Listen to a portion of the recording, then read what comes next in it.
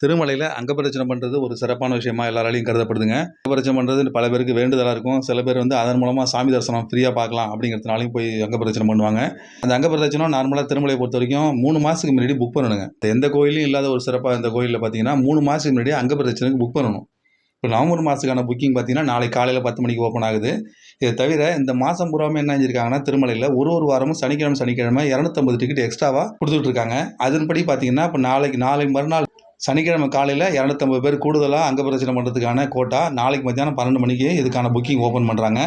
சாதாரணமா அங்கப்பிரதட்சணம் கோட்டா பார்த்தீங்கன்னா, 750 பேர் ஒரு நாளைக்கு ஓப்பன் பண்ணுவாங்க. அதுவே பார்த்தீங்கன்னா 3 நிமிஷத்துல புக் ஆயிடும். காலையில வெறும் 250 பேருக்கு மட்டும் கூடுதலா ஓப்பன் பண்றாங்க. இது கண்டிப்பா ஒரு 3 நிமிஷம், 5 நிமிஷத்துல கண்டிப்பா இது புக் ஆயிடும். முழுக்க இலவசமா இருக்கிற இந்த அங்கப்பிரதட்சண டிக்கெட் சனிக்கிழமை அன்னைக்கு திருப்பதி யாரும் போற பிளான்ல இருந்தீங்கன்னா, நாளைக்கு இந்த அங்கப்பிரதட்சண டிக்கெட்ட புக் பண்ணிக்கங்க. நாளைக்கு மத்தியானமே கிளம்பி போயிட்டு, நாளைக்கு நைட்டு 1:30 மணிக்கு போயிட்டு அங்கப்பிரதட்சணம் பண்ணலாங்க. ட்ரை பண்ணி பாருங்க. நன்றி, வணக்கம்.